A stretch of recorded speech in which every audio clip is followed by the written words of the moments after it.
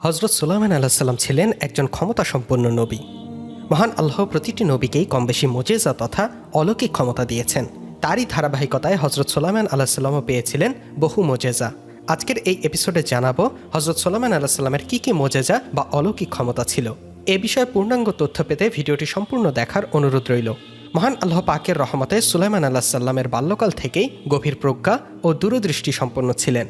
একবার ঝাঁকপালের মালিক ও শস্যক্ষেত্রের মালিকের মধ্যকার বিরোধ পিতা হজরত দাউদ আলাহিসাল্লাম অপেক্ষা বালক সুলাইমান উত্তম ফয়সালা পেশ করেছিলেন, যার ফলে হজরত দাউদ আলাহিসাল্লাম নিজের পূর্বের রায় বাতিল করে পুত্রের প্রস্তাব গ্রহণ করে সে মোতাবেক রায় প্রদান করেছিলেন। উক্ত ঘটনার ইঙ্গিত করে মহান আল্লাহ তাআলা পবিত্র কোরআন মাজিদে বলেন, আর স্মরণ করো দাউদ ও সুলাইমানকে, যখন তারা একটি শস্যক্ষেত্র সম্পর্কে বিচার করছিল, যাতে রাত্রিকালে কারো মেষপালক ঢুকে পড়েছিল, আর তাদের বিচার কার্য আমাদের সম্মুখেই হচ্ছিল। অতঃপর আমরা সুলাইমানকে মোকদ্দমাটির ফয়সালা বুঝিয়ে দিলাম এবং আমরা উভয়কে প্রজ্ঞা ও জ্ঞান দান করেছিলাম। সূরা আম্বিয়া আয়াত ৭৮-৭৯। সুলাইমান আলাহিসাল্লামের মোজেজা। সুলাইমান আলাহিসাল্লামকে মহান আল্লাহ পাক কিছু বিশেষ ক্ষমতার নিয়ামত দান করেছিলেন, যা অন্য কাউকে দান করেননি। নবী রাসূলদের এরূপ বিশেষ ক্ষমতাগুলোকে মোজেজা বলা হয়। সুলাইমান আলাহিসাল্লামকে দান করা বিশেষ মুজেজাগুলো হলো, যেমন জিনকে অধীনস্থ করা, বায়ুর প্রবাহের আনুগত্য, প্রাণীকুলের ভাষা বোঝার ক্ষমতা, তামার কঠিন অবস্থাকে তরলে পরিণত করা। নিম্নে মুজেজাগুলো বিস্তারিতভাবে এই ভিডিওতে বর্ণনা করা হলো। জিন জাতিকে অধীনস্থ করা। মহান আল্লাহ তাআলা জিন জাতিকে হজরত সুলাইমান আলাইহিসসালামের অধীন করে দিয়েছিলেন। মূলত জিনেরা সাগরে ডুব দিয়ে তলদেশ থেকে মূল্যবান মণিমুক্তা, হীরা জহরত তুলে আনত এবং সুলাইমানের হুকুমে নির্মাণ কাজ সহ সকল প্রকার কাজ করার জন্য সদা প্রস্তুত থাকত এবং ইমানদার জিনেরা সওয়াবের নিয়তে স্বেচ্ছায় আনুগত্য করত। দুষ্ট জিনগুলো বেরিবদ্ধ অবস্থায় সুলাইমানের ভয়ে কাজ করত। মহান আল্লাহ তাআলা পবিত্র কোরআনে বলেন, আর জিনের মধ্যে কিছু সংখ্যক তার সম্মুখে কাজ করত তার পালনকর্তার আদেশে। সূরা সাবা আয়াত ১২। অন্যত্র মহান আল্লাহ পাক বলেন, এবং আমরা তার অধীন করে দিয়েছিলাম শয়তানের কতককে, যারা তার জন্য ডুবুরির কাজ করত এবং এছাড়া অন্য আরও কাজ করত। আমরা তাদেরকে নিয়ন্ত্রণ করতাম। সূরা আম্বিয়া আয়াত ৮২। পবিত্র কোরআনের অন্যত্র বলা হয়েছে, আর সকল শয়তানকে তার অধীন করে দিলাম, যারা ছিল প্রাসাদ নির্মাণকারী ও ডুবুরি, এবং অন্য আরও অনেককে অধীন করে দিলাম, যারা আবদ্ধ থাকত শৃঙ্খলে। সোয়াদ আয়াত ৩৭-৩৮। বায়ুর প্রবাহের আনুগত্য। মহান আল্লাহ তাআলা বায়ুর প্রবাহকে হজরত সুলাইমান আলাইহিসসালামের অনুগত করে দিয়েছিলেন। সুলাইমান আলাইহিসসালামের হুকুম মতে বায়ু তাকে তার ইচ্ছামতো স্থানে বহন করে নিয়ে যেত। তিনি বায়ুর পিঠে নিজ সিংহাসন সহ সদল বলে সওয়ার হয়ে ২ মাসের পথ একদিনে পৌঁছে যেতেন। মহান আল্লাহ তাআলা সূরা সাবায় বলেন, এবং আমরা সুলাইমানের অধীন করে দিয়েছিলাম বায়ুকে, যা সকালে ১ মাসের পথ ও বিকালে ১ মাসের পথ অতিক্রম করত। সূরা সাবা আয়াত ১২। মহান আল্লাহ পাক সূরা আম্বিয়ায় বলেন, আর আমরা সুলাইমানের অধীন করে দিয়েছিলাম প্রবল বায়ুকে, যা তার আদেশে প্রবাহিত হতো এই দেশ থেকে ওই দেশের দিকে, যেখানে আমরা কল্যাণ রেখেছি, আর আমরা সকল বিষয়ে সম্যক অবগত রয়েছি। আম্বিয়া আয়াত ৮১। বায়ুর ওপর ভর করে পৃথিবীর যে কোনো স্থানে গমন করা এবং বায়ুকে আদেশ করে যে কোনো কাজ করানো ছিল তার অন্যতম মুজেজা। প্রাণীকুলের ভাষা বোঝার ক্ষমতা। মহান আল্লাহ তাআলা হজরত সুলাইমান আলাইহিসসালামকে প্রাণীকুলের ভাষা বোঝার মুজেজা দান করেছিলেন। প্রাণীকুল তার হুকুমে বিভিন্ন কাজ করত।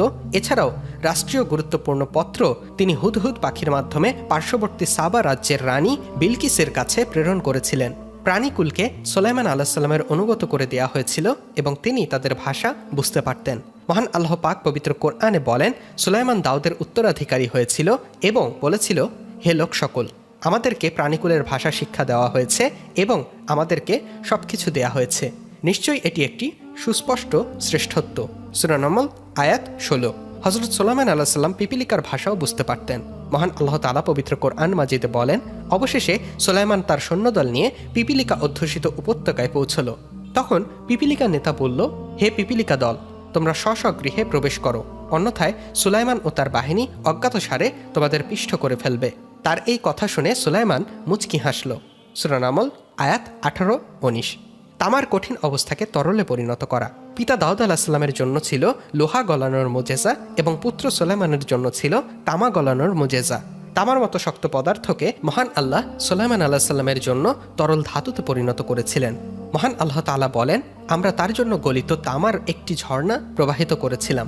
সূরা সাবা আয়াত ১২।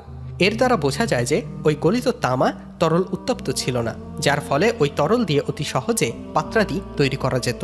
কুরতুবী বর্ণনা করেছেন যে সুলাইমানের পর থেকেই তামার পাত্রাদি তৈরি করা শুরু হয়।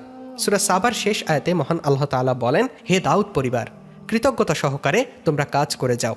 বস্তুত আমার বান্দাদের মধ্যে অল্প সংখ্যকই কৃতজ্ঞ। সূরা সাবা আয়াত 13। বাইতুল মোকাদ্দাস নির্মাণ ও মৃত্যু। হজরত সুলাইমান আলাইহিস সালাম যেমন একজন নবী ছিলেন, তেমনই ছিলেন অদ্বিতীয় ও অনুপম সাম্রাজ্যের অধিকারী। শুধু সমগ্র পৃথিবী নয়, বরং জিন জাতি, বিহঙ্গকুল ও বায়ুর ওপরও তার আধিপত্য ছিল। এত কিছুর পরেও তিনি মৃত্যুর কবল থেকে রেহাই পাননি। নির্দিষ্ট সময়ে তাকেও মৃত্যুর স্বাদ গ্রহণ করতে হয়েছে। বাইতুল মোকাদ্দাসের নির্মাণ কাজ শুরু করেছিলেন হজরত দাউদ আলাইহিস সালাম, কিন্তু হজরত সুলাইমান আলাইহিস সালাম তা শেষ করেন। তার মৃত্যুর পূর্বে কিছু কাজ অবশিষ্ট ছিল, আর এই কাজ করার দায়িত্ব অবাধ্য জিনদের ওপর ন্যস্ত ছিল। তারা হজরত সুলাইমান আলাইহিস সালামের ভয়ে কাজ করত। জিনরা তার মৃত্যু সংবাদ শুনলেই তৎক্ষণাৎ কাজ করা বাদ দিত, যার ফলে নির্মাণ কাজ অসমাপ্ত থেকে যেত। এই জন্য মৃত্যুর পূর্বক্ষণে তিনি মৃত্যুর জন্য প্রস্তুত হয়ে মেহরাবে প্রবেশ করলেন এবং ইবাদতের উদ্দেশ্যে লাঠিতে ভর দিয়ে দাঁড়িয়ে গেলেন। যথাসময়ে তার আত্মা দেহপিঞ্জর ছেড়ে গেল। লাঠির ওপর দেহের ভর থাকায় বাইরে থেকে দেখে মনে হতো তিনি ইবাদতে মশগুল রয়েছেন। অবশেষে 1 বছর অতিক্রান্ত হওয়ার পর বাইতুল মুকাদ্দাসের নির্মাণ কাজও সমাপ্ত হয়ে গেল। হজরত সুলাইমান আলাইহিস সালামের লাঠিতে মহান আল্লাহ তাআলা উইপোকা লাগিয়ে দিয়েছিলেন। পবিত্র কোরআন পাকে এই উইপোকাকেই দাব্বাতুল আরদ বলা হয়েছে। উইপোকা ভেতরে ভেতরে লাঠি খেয়ে ফেলল। লাঠি নষ্ট হয়ে গেলে সুলাইমান আলাইহিস সালামের অসার দেহ মাটিতে পড়ে গেল, এবং তখনই জিনেরা জানতে পারল যে সুলাইমান আলাইহিস সালামের মৃত্যু হয়ে গেছে, আর তখন তারা সেই জায়গা ত্যাগ করল। হজরত সুলাইমান আলাইহিস সালামকে এমন সাম্রাজ্য দান করা হয়েছিল যা পরবর্তীতে পৃথিবীতে আর কাউকে দান করা হয়নি। মহান আল্লাহর হুকুমে তিনি মহান আল্লাহর কাছে প্রার্থনা করেছিলেন।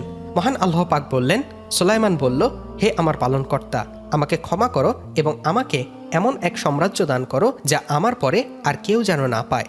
নিশ্চয় তুমি মহান দাতা। সূরা সোয়াদ আয়াত 35। এত ক্ষমতা পাওয়ার পরেও এই সম্রাট কখনো অহংকারের বশীভূত হননি। মহান আল্লাহ তাআলার প্রেমে মশগুল এই নবী তার সারা জীবন মহান রব্বুল আলামিন আল্লাহর ইবাদত ও তার ওপর ন্যস্ত হওয়া দায়িত্ব পালনে সদা সচেতন ও যত্নশীল ছিলেন। দুনিয়ার জীবনে একটু আধটু ক্ষমতা হাতে পেলেই নিজেদের অধীনস্থদের মানুষ মনে করি না, তাদের সাথে অনুত্তম আচরণ করি, যা কোরআন সুন্নাহের বিরোধী কাজ। তাই এই ভিডিও থেকে আজই শিক্ষা নিতে হবে যে টাকা পয়সা বা ক্ষমতা যতই থাকুক, কারোর সাথে খারাপ আচরণ করা বা আল্লাহ তাআলার হুকুম অমান্য করা যাবে না।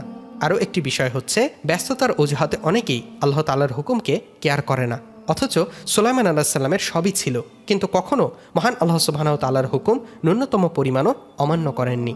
আল্লাহ তাআলা আপনা আপনি তো আর তাদের নবী বানাননি। আল্লাহ তাআলা আমাদের সকলকে পুরোপুরি ইসলাম মেনে চলার তৌফিক দান করুন, আমিন। ভিডিওটি সম্পর্কে আপনার অনুভূতি আমাদের কমেন্ট বক্সে জানিয়ে দেবেন। ভালো লাগলে শেয়ার করে অন্যদের দেখার সুযোগ করে দেবেন। আল্লাহ হাফেজ।